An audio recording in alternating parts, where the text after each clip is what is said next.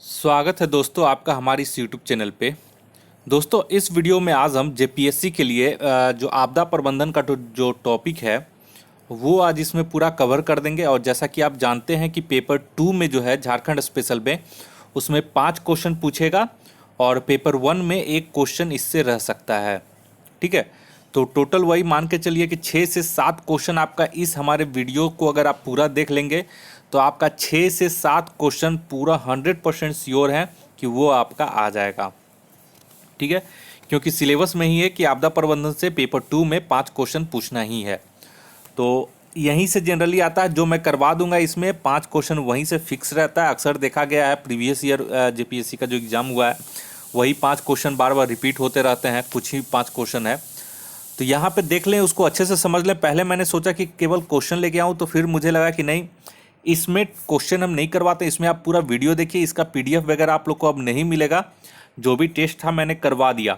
अब केवल मैं क्वेश्चन ओरिएंटेड ही टॉपिक कवर कर रहा हूँ, जिसमें से आपका करीब जो भी मैं टॉपिक कवर करूँ उससे जितने भी क्वेश्चन आने वाले हैं, जो मैंने प्रीवियस आपका वीडियो में अपलोड किया था कि किस सेक्शन से कितने क्वेश्चन पूछे जाएंगे, सिलेबस जो जेपीएससी का है, तो उसी के अनुसार मैं आपको कोशिश कर रहा हूँ कि 3-4 वीडियो उस पर अपलोड कर दूँ जिसमें ज़्यादा मार्किंग है। तो आपका कम से कम 3-4 वीडियो देख लीजिएगा तो 25 क्वेश्चन आपका पूरा सॉल्व हो जाएगा। तो आप आपदा प्रबंधन का ये पूरा लीजिए, यहाँ पे मैं पूरा कंप्लीट कर दूंगा। आपदा प्रबंधन से इससे बाहर से क्वेश्चन जेपीएससी में नहीं पूछेगा, चाहे वो पेपर 1 हो, पेपर 2 में जो 5 क्वेश्चन पूछेगा वो इसी के अंदर पूछेगा। तो यहाँ पे देख ले, जो विशेष हम वही बोलें कि आपदा प्रबंधन से क्या है। तो आपदा प्रबंधन में भारत में आपदा की बहुत सारी श्रेणियां बनाई गई हैं, जिसमें भूमि संबंधी है, जिसमें भूस्खलन, भूकंप, बांध का टूटना, खदान में आग, ये सब भूमि संबंधी आपदाएं हैं। जैविक संबंधी आपदाएं में महामारी जैसे कोरोना फैला हुआ है तो वो जैविक संबंधी आपदाएं हैं।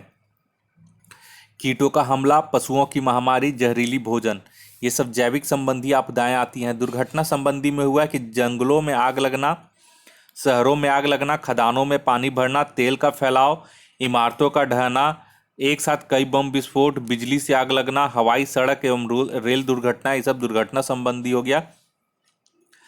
जलवायु संबंधी आपदाएं में चक्रवात, बवंडर, तूफान, ओलावृष्टि, बादल फटना, लू व शीतलहर, हिमस्खलन, सूखा, समुद्र क्षरण, मेघ गर्जन, बिजली का कड़कना, ये सब जलवायु संबंधी हो गया। वहीं रासायनिक संबंधी में रासायनिक गैस का रिसाव, परमाणु बम गिरना इत्यादि, ये सब रासायनिक संबंधी आपदाएं हो गए हैं। तो आपदाओं का ये श्रेणी आप लोग समझ गए। देखिए, बेसिक की इसमें पूछा जाता है कि आपदा प्रबंधन का जो स्ट्रक्चर है, जैसे बहुत सारे इसके स्ट्रक्चर भी हैं, तो वो कैसे इसमें काम करते हैं। ठीक है, संरचनात्मक इकाई इसका जैसे राष्ट्रीय आपदा प्रबंधन प्राधिकरण, फिर राज्य आपदा प्रबंधन प्राधिकरण, कब इसकी स्थापना हुई, कौन अध्यक्ष है, कितने सदस्य होते हैं, ये सब इसमें पूछा हुआ है। अब पूछता है, यही सब पूछता है, तो वो सब मैं इस वीडियो में बताने वाला हूँ बहुत डिटेल में। तो आप लोग कभी भी गलती नहीं करेंगे, इससे जितने भी क्वेश्चन आएंगे उसका आपका 100% मैं गारंटी ले रहा हूँ कि आप सही करके आएंगे एग्जाम में। तो शुरुआत से लेकर लास्ट तक इस वीडियो को देखें। अगर पहली बार हमारे कुछ कोई जो सब्सक्राइबर अगर नहीं है वो इस पर विजिट कर रहे हैं, तो आप हमारे चैनल को सब्सक्राइब कर लें इस तरह का वीडियो पाने के लिए। तो यहाँ पे कुछ आपदा में पहले भारत की स्थिति थोड़ा सा हम लोग देख लेते हैं। ठीक है, उसके बाद फिर झारखंड पे आएंगे हम लोग। तो भारत के लगभग 60% भूभाग में विभिन्न तीव्रता के भूकंपों का खतरा जो है वो बना रहता है। ठीक है, और वहीं कुल जो है भारत की तट रेखा जो है वो 7,516 किलोमीटर तट रेखा है, जिसमें से 7,500 किलोमीटर में चक्रवात का खतरा बना रहता है। वहीं भारत में जो खेती योग्य क्षेत्र का लगभग 68% भाग सूखे के प्रति संवेदनशील है। तो ये कुछ डाटा हो गया। ठीक है, उसके बाद अब यहाँ पे देखते हैं एक चीज़, यहाँ पे देख लीजिए। यहाँ पे एक दुर्घटना हुई थी, भोपाल गैस त्रासदी, ये 1984 में हुई थी। ठीक है, एक चीज़ और, हाँ ये सब कोई इम्पोर्टेंट नहीं है ये तो। हाँ, यहाँ पे बोल रहा है, देखिए, झारखंड के 24 जिले किसी न किसी प्रकार की आपदा से ग्रसित हैं। झारखंड में प्राकृतिक एवं मानवीय दोनों प्रकार की आपदाएं आती हैं। सूखा, बाढ़, खनन दुर्घटना, औद्योगिक दुर्घटना, हाथियों का आक्रमण, जलवायु परिवर्तन, लाइटनिंग, रासायनिक दुर्घटना, जंगलों में आग लगना, भूकंप, जैव विविधता का ह्रास, ये सब कुछ प्राकृतिक और मानवीय दोनों प्रकार की आपदाएं हैं। तो ये झारखंड के 24 जिले इसमें इससे प्रभावित होते हैं। सूखा से कुछ है तथ्य यहाँ पे आप लोग देख लें। ठीक है, तो जो सूखा से संबंधित है वो पहला ही इंपॉर्टेंट है। इसमें बोल रहा है कि सूखे की समस्या झारखंड में मुख्य है और भारतीय मौसम विज्ञान विभाग नई दिल्ली के अनुसार यदि किसी क्षेत्र में सामान्य से 25% कम वर्षा होती है तो इसे सामान्य सूखा की कैटेगरी में डालते हैं, और 25 से 50% तक अगर कम वर्षा होती है तो इसे मध्यम सूखा कहते हैं, और अगर 50% से कम वर्षा होता है तो इसे गंभीर सूखा माना जाता है उस क्षेत्र में। तो ये कुछ इंपॉर्टेंट तथ्य हैं जिसे आप लोग को याद रखना पड़ेगा। नेक्स्ट आइए, जो इसका सबसे इंपॉर्टेंट है तथ्य, पूछ सकता है कि सर्वाधिक सूखा प्रभावित क्षेत्र झारखंड का कौन सा जिला है, तो वो पलामू हो जाएगा। तो यहाँ पे नोट कर लीजिएगा, जो मैं नोट करवा रहा हूँ उसे आप लोग नोट कर लीजिए, बस उतना ही क्वेश्चन पूछेगा और एक्स्ट्रा नहीं पूछेगा, ठीक है। तो यहाँ पे नोट कर लीजिए कि सर्वाधिक सूखा से प्रभावित पलामू जिला है, ठीक है। तो ये आप लोग ध्यान में नोट कर लीजिएगा। और ये सब तो खैर मेंस के लिए टॉपिक है, तो ये इसमें कुछ पूछेगा नहीं ज़्यादा। बाढ़ में आइए, बाढ़ में ये नोट कर लीजिए कि झारखंड राज्य में बाढ़ से 11 जिले प्रभावित होते हैं। तो ये पूछ सकता है क्वेश्चन कि झारखंड राज्य में बाढ़ से लगभग कितने जिले प्रभावित होते हैं, तो टोटल 11 जिले प्रभावित होते हैं, जिसमें जो प्रमुख जिला है वो गोड्डा, साहेबगंज, दुमका और पाकुड़, ये सब सर्वाधिक प्रभावित वाले जिले में आते हैं। तो बाढ़ से ये क्वेश्चन एक पूछता है। नेक्स्ट आइए, जंगलों में आग से क्वेश्चन नहीं आया हुआ है। खनन दुर्घटना में आइए। खनन दुर्घटना में देखिए, झारखंड में भारत का लगभग 38% खनिज संचित है, यानी भंडारण है इसका झारखंड में 38%, ठीक है। और यहाँ खनिजों के खनन के समय में मानवकृत एवं प्राकृतिक दोनों प्रकार की आपदाएं आती रहती हैं, जैसे कि झरिया कोलफील्ड्स में 1880 के दशक से ही आग लगी हुई है। रामगढ़ खदान में भी कुछ इसी तरह स्थिति बनी हुई है, वहाँ पे भी आग लगी हुई है। और तड़ित यानी कि लाइटनिंग, जो कि बिजली चमकता है, तो उसमें यहाँ पे बोला जाता है। और वर्षा के दिनों में गर्जन के साथ जो बिजली चमकती है, बहुत सारे व्यक्तियों का और पशुओं का इससे मौत हो जाता है, ठीक है।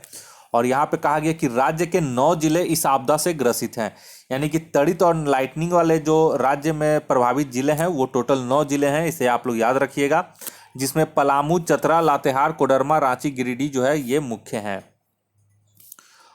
और यहाँ पे एक चीज़ याद रखिए कि ऑप्शन यहाँ पे ये वाला जो है नोट कर लीजिएगा, श्री कृष्ण लोक प्रशासन संस्थान, जिसको स्काइपा बोलते हैं, द्वारा लाइटनिंग से संबंधित आपदा से निपटने के लिए विशिष्ट ट्रेनिंग मॉड्यूल तैयार किया गया है। तो यहाँ पे श्री कृष्ण लोक प्रशासन संस्थान स्काइपा के द्वारा लाइटनिंग से संबंधित आपदा से निपटने के लिए एक विशिष्ट ट्रेनिंग मॉड्यूल तैयार किया गया है। इसका सेंटर जो है वो रांची में है। हाथी का आक्रमण भी एक बहुत बड़ा मुसीबत है झारखंड में, जो कि राज्य में हाथी दुमका, दलमा और सारना, पलामू आदि के जंगलों में पाए जाते हैं, ठीक है। और यहाँ से ये सब विभिन्न जो मानव बसावट क्षेत्र है उसमें चले जाते हैं, जहाँ पे ये कुचल करके इंसान की यहाँ पे मृत्यु हो जाती है हाथियों द्वारा। और यहाँ पे एक नोट कर लीजिए ये नंबर कॉपी में, झारखंड में हाथियों की कुल संख्या 688 है, तथा हाथी जो है वो राज्य का, यानी झारखंड राज्य का राजकीय पशु भी है। तो ये आप लोग नोट कर लीजिए। देख लीजिए 2005-06 से 2012-13 के बीच हाथियों के आक्रमण से कुल 867 व्यक्तियों की मृत्यु हुई है। नेक्स्ट यहाँ पे ये वाला छोड़ सकते हैं, कोई इंपॉर्टेंट नहीं, लेकिन नेक्स्ट ये जो है ये इंपॉर्टेंट है। झारखंड में प्रतिवर्ष हाथियों के आक्रमण से मरने वालों की औसत संख्या 108 है, जबकि भारत का औसत जो है वो 300 व्यक्ति प्रति वर्ष है। तो ये आप लोग नोट कर लीजिएगा, ठीक है। नेक्स्ट आइए भूकंप एवं चक्रवात। हाँ, इसका जो है वो इंपॉर्टेंट है, इससे क्वेश्चन आया हुआ है, ये आप लोग नोट कर लीजिएगा, ठीक है। पहला नंबर यहाँ पे बुरा, भूकंप और चक्रवात जैसे प्राकृतिक आपदा के दृष्टिकोण से झारखंड कम जोखिम वाले क्षेत्र में है। तो पहला क्वेश्चन तो यहीं से आता है कि किस क्षेत्र में है, तो झारखंड कम जोखिम वाले क्षेत्र में आता है। झारखंड यहाँ पे भूकंप के संवेदनशीलता की दृष्टि से जोन 2, 3 और 4 में आता है। ये क्वेश्चन पूछा हुआ है, झारखंड भूकंप के संवेदनशीलता की दृष्टि से किस जोन में आता है, तो ऑप्शन रहेगा 2, जोन 3, जोन 4 या फिर ऑप्शन जोन 2, जोन 3, जोन 4 तीनों में। तो यहाँ पे ऑप्शन तीनों हो जाएगा। तो यहाँ पे कौन कौन सा जोन है, एक छोड़ के देख लीजिए, एक नहीं है, 2, 3 और 4 जोन में झारखंड जो है वो भूकंप के संवेदनशीलता की दृष्टि से इस जोन में आता है। तो ये एकदम 100% आप लोग नोट कर लीजिए। नेक्स्ट आइए, ये भी पूछा हुआ है, नेक्स्ट भी ये भी नोट आप लोग जोन कर लीजिए। इसका जो है ये तीनों जो है सेक्शन बहुत इंपॉर्टेंट है, आप लोग नोट कर लीजिएगा। दूसरा बोल रहा है कि 2 जिले गोड्डा और साहेबगंज का उत्तरी भाग, गोड्डा तो हो गया, और साहेबगंज का उत्तरी भाग जोन 4 में स्थित है, जो झारखंड का सर्वाधिक भूकंप प्रभावित क्षेत्र है। तो ये आप लोग नोट कर लीजिए। जोन 4 में 2 जिले हैं, गोड्डा और साहेबगंज का उत्तरी भाग, तो ये दोनों आप लोग नोट कर लीजिएगा। और जोन 3 के अंतर्गत 15 जिला है, और जोन 2 के अंतर्गत 7 जिला स्थित है। और जोन 2 जो होता है वो सबसे कम भूकंप प्रभावित क्षेत्र होता है। तो ये पूरा आप लोग जो है नोट कर लीजिए, जो मैंने आपको बताया है, ये वाला और ये वाला भी तीनों नोट कर लीजिए। इस तीनों से क्वेश्चन आया हुआ है और आएगा ही अगले बार।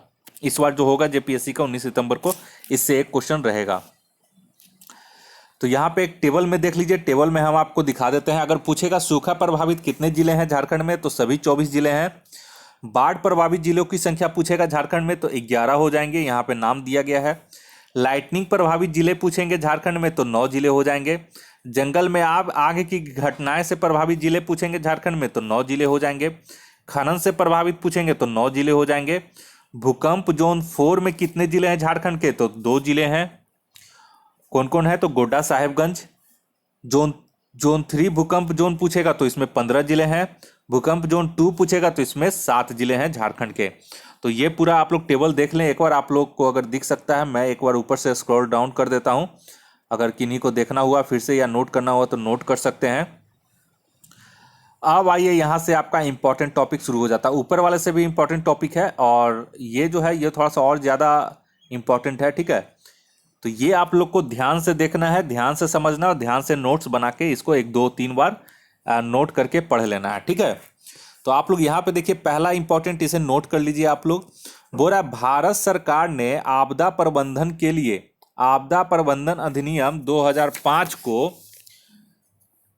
हाँ यहाँ पे, हाँ, भारत सरकार ने आपदा प्रबंधन के लिए आपदा प्रबंधन अधिनियम 2005 को 25 दिसंबर 2005 से लागू किया है। तो ये जो है 25 दिसंबर 2005 से लागू किया है, इसको डेट वाइज आप लोग पूरा याद रखिएगा। और इस अधिनियम में आपदा प्रबंधन का नेतृत्व करने और उसके प्रति समग्र दृष्टिकोण अपनाने के लिए प्रधानमंत्री की अध्यक्षता में राष्ट्रीय आपदा प्रबंधन प्राधिकरण NDMA और मुख्यमंत्रियों की अध्यक्षता में राज्य आपदा प्रबंधन प्राधिकरण यानी कि SDMA और जिला मजिस्ट्रेट की अध्यक्षता में जिला आपदा प्रबंधन प्राधिकरण DDMA का गठन किया गया है, ठीक है। तो अब इन सभी का जो है, जैसे NDMA और SDMA DDMA, इन सभी का हम लोग संरचनात्मक इकाई एक एक करके देख लेंगे, और किसमें कौन अध्यक्ष होते हैं, कितने सदस्य होते हैं, कौन इसका मुखिया होता है, ये सभी इसमें हम लोग इसमें एक एक टॉपिक करके देख लेते हैं, जो कि बहुत ही इंपॉर्टेंट है। तो ये वाला आप लोग नोट कर लिए होंगे। चलिए नेक्स्ट टॉपिक में आइए। उसके बाद फिर आपदा से निपटने के लिए 3 चरण है: आपदा पूर्व की व्यवस्था, आपदा के दौरान त्वरित व्यवस्था, और आपदा के पश्चात की गई व्यवस्था। तो ये 3 इंपॉर्टेंट चरण होते हैं किसी भी आपदा से निपटने के लिए। तो ये उतना इंपॉर्टेंट नहीं है, ठीक है। अब आइए, आपदा प्रबंधन की संरचनात्मक इकाई, यही जो मैं बोल रहा था टॉपिक, जो कि इंपॉर्टेंट रोल निभाता है एग्जाम में, यहीं से क्वेश्चन आते हैं। तो इसे आप लोग ध्यान से सुनते जाइए, नोट करते जाइए जो क्वेश्चन मैं बता रहा हूँ। पहला यहाँ पे इसे नोट कर लीजिएगा, ठीक है। तो राष्ट्रीय आपदा प्रबंधन प्राधिकरण में सबसे पहले आ जाते हैं, इसको शॉर्ट में बोलते हैं NDMA। तो यहाँ पे देखिए, आपदा प्रबंधन अधिनियम की धारा 3(1) के तहत 27 नवंबर 2006 ईस्वी को गठित राष्ट्रीय आपदा प्रबंधन प्राधिकरण, जो कि आपदा प्रबंधन की एक शीर्ष निकाय है, इसके अध्यक्ष प्रधानमंत्री होते हैं। तो यहाँ पे पहला हो गया क्या, कि आपदा प्रबंधन अधिनियम की धारा 3(1) के तहत 27 नवंबर 2006 ईस्वी को गठित राष्ट्रीय आपदा प्रबंधन प्राधिकरण के अध्यक्ष कौन होते हैं, तो प्रधानमंत्री होते हैं, ठीक है। ये आप लोग नोट कर लिए होंगे। उसके बाद यहाँ पे आइए, आप लोग नेक्स्ट इस नंबर को नोट कर लीजिए। यहाँ पे बोल रहा है कि संस्थागत ढांचा के अंतर्गत ही राष्ट्रीय कार्यकारी समिति का गठन किया गया है। तो राष्ट्रीय कार्यकारी समिति के अध्यक्ष कौन होंगे? तो ये होंगे केंद्रीय गृह सचिव होते हैं। राष्ट्रीय कार्यकारी समिति का अगर पूछेगा अध्यक्ष तो केंद्रीय गृह सचिव, और अगर राष्ट्रीय आपदा प्रबंधन प्राधिकरण के अध्यक्ष पूछेंगे तो प्रधानमंत्री। तो ये हो गया आपका राष्ट्रीय आपदा प्राधिकरण से संबंधित। इसे आप लोग नोट कर लें, ये दोनों टॉपिक, ठीक है, इसे और इसे। चलिए नेक्स्ट आइए, अब राज्य आपदा प्रबंधन प्राधिकरण में आते हैं, ठीक है। तो यहां पे हम लोग ये टॉपिक देख लेते हैं, राज्य आपदा प्रबंधन प्राधिकरण एसडीएमए। इसका गठन जो है राज्य आपदा प्रबंधन प्राधिकरण का गठन किया गया है, और ये भी है जो आपदा प्रबंधन अधिनियम 2005 के तहत ही इसका भी किया गया है, ठीक है। इसका जो अध्यक्ष होता है राज्य स्तर पर ये कार्य करता है, और इसकी जो अध्यक्षता है वो मुख्यमंत्री के द्वारा की जाती है, ठीक है। तो याद रखिएगा एसडीएमए के जो अध्यक्ष कौन रहेंगे? तो ये मुख्यमंत्री रहेंगे, ठीक है। तो इसे आप लोग पहला वाला नोट कर लीजिएगा इतना दूर। नेक्स्ट आइए, इसको भी नोट करना है, और इसमें क्या बोल रहा है कि देखिए झारखंड राज्य में राज्य आपदा प्रबंधन प्राधिकरण को सहायता करने के लिए एक राज्य कार्यकारी समिति, वहां पर राष्ट्रीय कार्यकारी समिति था जिसके अध्यक्ष केंद्रीय गृह सचिव होते थे, और यहाँ पर राज्य कार्यकारी समिति है, इसके जो अध्यक्ष होते हैं, इसके अध्यक्ष राज्य सरकार के मुख्य सचिव होते हैं। तो याद रखिएगा यहाँ पे इसमें राज्य कार्यकारी समिति पूछेगा तो हो जाएगा इसके अध्यक्ष कौन? तो राज्य सरकार के मुख्य सचिव, और अगर पूछेगा कि राज्य आपदा प्रबंधन प्राधिकरण के अध्यक्ष तो मुख्यमंत्री। तो ये नोट कर लीजिएगा। और इस समिति का मुख्य कार्य क्या होता है? इसका कार्य होता है राष्ट्रीय आपदा प्रबंधन प्राधिकरण को सूचना प्रदान करना। चलिए अब तीसरा ये डीडीएमए यानी कि जिला आपदा प्रबंधन प्राधिकरण, ये भी इंपॉर्टेंट है। तो यहां पे आप लोग देख लीजिए, यहां पे पहला यहां पे नोट कर लीजिएगा, बोल रहा है कि राज्य में जिला स्तर पर जिला आपदा प्रबंधन प्राधिकरण डीडीएमए का गठन किया गया है, जिसके अध्यक्ष जिला मजिस्ट्रेट या उपायुक्त होते हैं, और इसको धारा 25(1) के तहत इसका गठन किया गया है। और जिला आपदा प्रबंधन प्राधिकरण राष्ट्रीय एवं राज्य आपदा प्रबंधन प्राधिकरण के दिशा निर्देशों के अनुरूप ही कार्य करता है। दूसरा भी नोट है, इंपॉर्टेंट है, नोट कर लीजिएगा। राष्ट्रीय आपदा प्रबंधन नीति 2005 के आलोक में प्रशिक्षण कार्य हेतु राष्ट्रीय आपदा प्रबंधन संस्थान NIDM की स्थापना की गई है, और यह संस्थान अन्य अनुसंधान संस्थानों के साथ मिलकर प्रशिक्षण, अनुसंधान एवं क्षमता विकास का कार्य करता है, ठीक है। और नेक्स्ट आइए, ये भी इंपॉर्टेंट है, बहुत इंपॉर्टेंट है, ये वाला जरूर नोट कीजिए आप लोग। बोला राष्ट्रीय आपदा प्रबंधन नीति के निर्देशानुसार राहत एवं बचाव कार्य के लिए राष्ट्रीय आपदा कार्रवाई बल, हम लोग देखते हैं एनडीआरएफ का फोर्स जब भी प्राकृतिक आपदा आता है तो सुनते हैं कि इतना बटालियन जो है एनडीआरएफ का भेजा गया है, इतना बटालियन एनडीआरएफ को भेजा, एनडीआरएफ का इतना बटालियन भेजा गया इस क्षेत्र में बचाव कार्य करने के लिए। तो याद रखिए एनडीआरएफ का फुल फॉर्म होता है राष्ट्रीय आपदा कार्रवाई बल। तो यहां पे आप लोग नोट कर लीजिए कि राष्ट्रीय आपदा प्रबंधन नीति के निर्देशानुसार राहत एवं बचत कार्य के लिए राष्ट्रीय आपदा कार्रवाई बल यानी कि एनडीआरएफ का गठन 2006 ईस्वी में किया गया। तो कभी कभी क्वेश्चन पूछ देता है कि एनडीआरएफ का गठन कब किया गया, तो 2006 ईस्वी में। नेक्स्ट इंपॉर्टेंट है, इसको भी नोट कर लीजिएगा। एनडीआरएफ का गठन राष्ट्रीय आपदा प्रबंधन अधिनियम की धारा 44 एवं 45 के तहत किया गया, और इसका मुख्यालय नई दिल्ली में है, जो कि बहुत ही इंपॉर्टेंट क्वेश्चन है। नेक्स्ट भी इसका जो है बहुत इंपॉर्टेंट क्वेश्चन है, ठीक है, ये भी आप लोग नोट कर लीजिएगा कि 2006 में 8 बटालियन का गठन बीएसएफ, सीआरपीएफ, आईटीबीपी, सीआईएसएफ की 2-2 बटालियन को मिलाकर किया गया था। यानी कि बीएसएफ से 2 बटालियन, सीआरपीएफ से 2 बटालियन, आईटीबीपी से 2 बटालियन, सीआईएसएफ से 2 बटालियन। ऐसा नहीं है कि एनडीआरएफ के लिए अलग से सिलेक्शन, नौकरी के लिए अलग से वैकेंसी निकाली जाती, नहीं। बीएसएफ, सीआरपीएफ, आईटीबीपी, सीआईएसएफ इन सभी से 2-2 बटालियन मिलकर इसको 2006 में एनडीआरएफ की 8 बटालियन बनाई गई थी, और एक बटालियन में 1149 जवान कार्यरत रहते हैं, ठीक है, यहाँ पे नोट कर लीजिएगा, ठीक है। तो यहाँ पे हो गया। अब आइए अब यहाँ से भी और इम्पोर्टेंट कुछ है, तो यहाँ पे हम लोग देख लेते हैं झारखंड में आपदा प्रबंधन इकाई। ठीक है, अब ये भी बहुत इम्पोर्टेंट है, यहाँ से भी बहुत सारे प्रश्न आए हुए हैं। तो जो मैं बता रहा हूँ, जो नोट करने के लिए बस उतना ही आप लोग नोट कीजिए, उतना ही से आपका 5 से 7 क्वेश्चन जो है वो आपका आएगा और वही बन जाएगा। ठीक है, जितना मैं बता रहा हूँ उसी को आप लोग, जो मैं बोल रहा हूँ नोट करने, वो नोट कर लीजिए और उसी को रिपीट कर लीजिए। आपका एकदम 100% है कि जो भी आपदा प्रबंधन से आएगा आपका सब बन जाएगा। ठीक है, तो नेक्स्ट आइए इस टॉपिक में यहाँ पे। ठीक है, नेक्स्ट क्वेश्चन आइए, यहाँ पे क्वेश्चन नहीं, नेक्स्ट टॉपिक पे आइए, जो कि बहुत इंपॉर्टेंट है। तो झारखंड में आपदा प्रबंधन इकाई। ठीक है, अब इसका यहाँ पे देख लीजिए, झारखंड राज्य आपदा प्रबंधन प्राधिकरण JSDM में, ये हर हाल में आप लोग नोट कर लीजिएगा, ये बहुत इंपॉर्टेंट है, इसको एकदम नोट करके रखिए आप लोग। ठीक है, तो यहाँ पे बोल रहा है JSDMA के बारे में, यानी कि झारखंड राज्य आपदा प्रबंधन प्राधिकरण के बारे में, कि राष्ट्रीय आपदा प्रबंधन अधिनियम NDMA 2005 की धारा 14(1) के आधार पर 28 मई 2010 ईस्वी को झारखंड राज्य आपदा प्रबंधन प्राधिकरण JSDMA का गठन किया गया है। तो ये आप लोग नोट कर लीजिए, पूछ देता है कि JSDMA का गठन कब किया गया, तो ऑप्शन रहेगा, डेट वाइज याद रखिएगा 28 मई 2010 ईस्वी को। इसको आप लोग हर हाल में नोट करके 1-2 बार रिपीट कर लें, रिवीजन कर लें।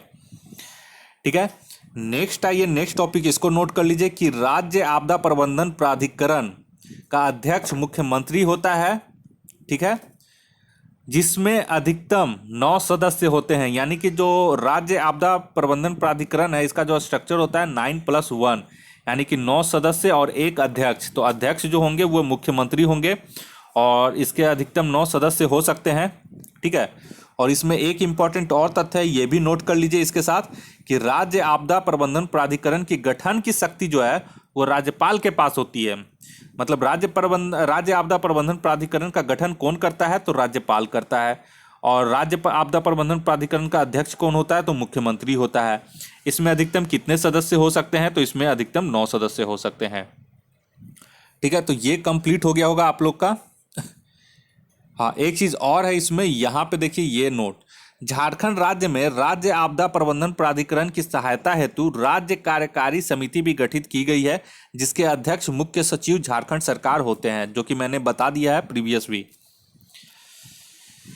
नेक्स्ट आइए, यहाँ पे बोल रहा है कि राज्य आपदा प्रबंधन के प्राधिकरण के कार्य, तो ये फिलहाल इसमें से नहीं पूछेगा। ठीक है, अगर पूछ भी दिया तो आप लोग को पता चल जाएगा कि राज्य आपदा प्रबंधन प्राधिकरण के क्या कार्य होते हैं।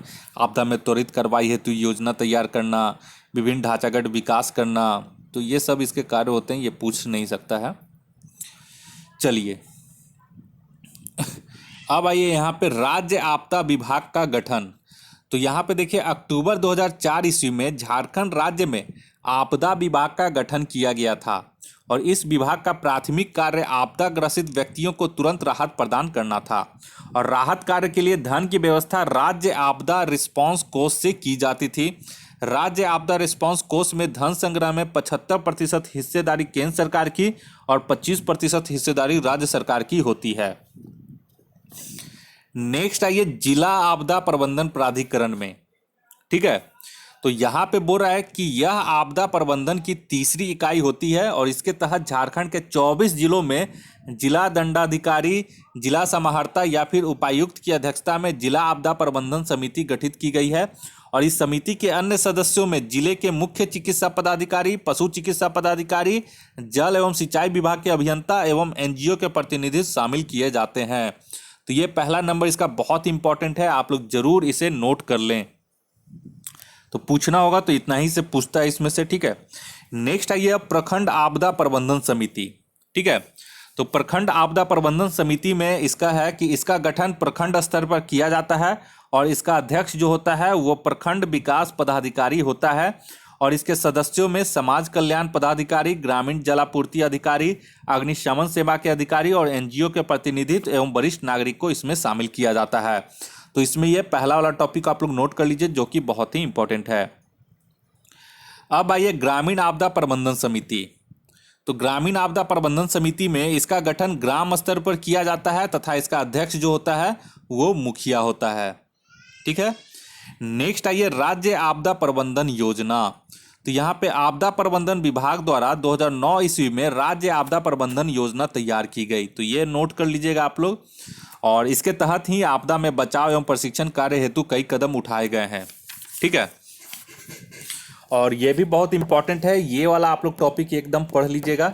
ऐसे मैं इसमें करवा दे रहा हूँ, एक दो बार आप लोग इसे रिपीट कर लीजिएगा। ठीक है, तो ये नोट कर लीजिएगा पहला कि आपदा प्रबंधन विभाग द्वारा 2009 ईस्वी में राज्य आपदा प्रबंधन योजना तैयार की गई थी।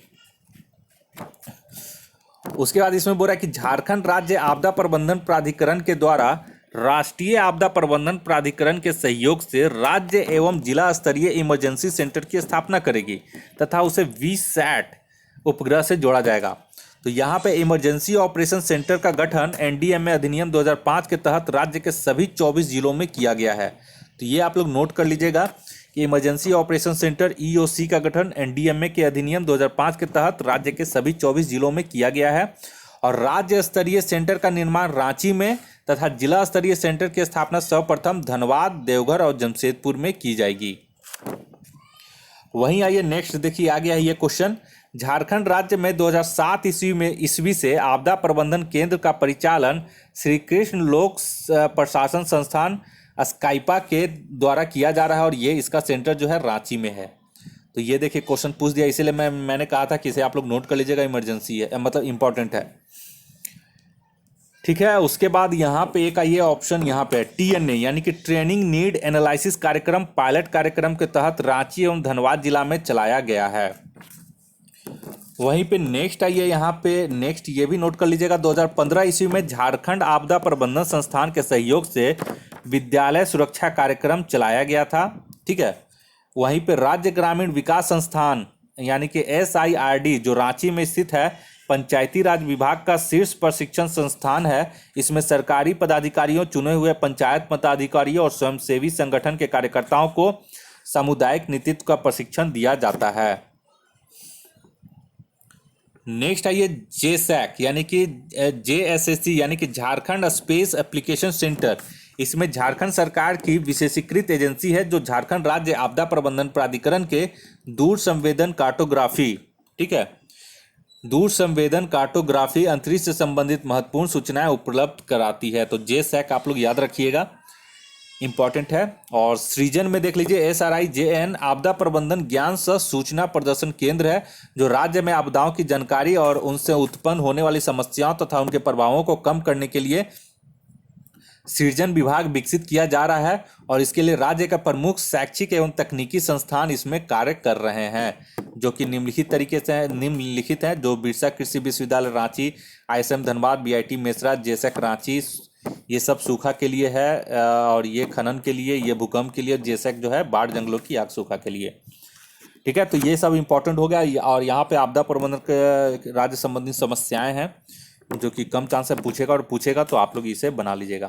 तो यहाँ पे पूरा टॉपिक ये क्लियर हो गया है। अब मैं सोच रहा हूँ कि ये एक आप लोग देख लीजिए पूरा डिटेल, इससे बाहर नहीं जाएगा।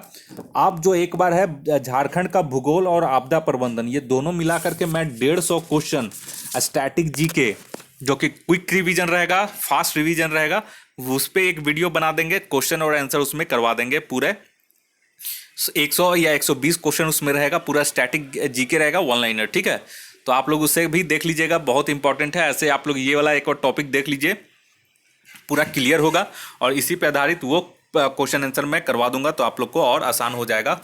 उसमें क्या होगा कि आपदा प्रबंधन तो रहेगा ही, लेकिन उसमें पूरा भूगोल रहेगा, क्योंकि पूरा भूगोल का मैं जो है क्लास नहीं लेने वाला हूँ। ठीक है, बहुत टाइम लग जाएगा उसमें और वो सब ऑफलाइन ही ज़्यादा अच्छा रहता है, ऑफलाइन क्लास करना ही और बुक से पढ़ना। तो यहाँ पे मैं ये आपका आपदा प्रबंधन यहाँ पे कंप्लीट करवा दिया हूँ। 5 क्वेश्चन आपका आसानी से 5-7 क्वेश्चन आ जाएगा और जो एक अगला वीडियो जो मैं डालूंगा वो उसमें आपको करीब करीब 120 क्वेश्चन रहेंगे आपदा प्रबंधन और झारखंड के पूरे भूगोल से। तो वो बहुत इंपॉर्टेंट वीडियो होने वाला। अगर आप हमारे चैनल पे पहली बार विजिट कर रहे हैं तो आप हमारे इस चैनल को सब्सक्राइब कर लें ताकि कोई भी वीडियो मैं अपलोड करूँ तो उसका नोटिफिकेशन सबसे पहले आप तक पहुँच सके। और मैं उम्मीद करता हूं कि इस बार आपका जो है JPSC का सिलेक्शन हमारे इस वीडियो के माध्यम से बहुत आसानी से हो जाएगा। जो जितने भी मैं वीडियो डाला हूं पूरा एकदम एग्जाम ओरिएंटेड ही डाला हूं, इधर उधर का मैं कुछ ज़्यादा डाला नहीं हूं अपने चैनल पे। ठीक है, तो एकदम लिमिटेड डाला हूं, लेकिन उससे आपका 70-80 क्वेश्चन सही जरूर हो जाएंगे। तो तो चलिए इस वीडियो को आप लोग पूरा अच्छे से देख लीजिए। मिलते हैं जल्द नेक्स्ट वीडियो में, तब तक आपका धन्यवाद, शुक्रिया। इस वीडियो को देखने के लिए आप लोग का बहुत बहुत धन्यवाद।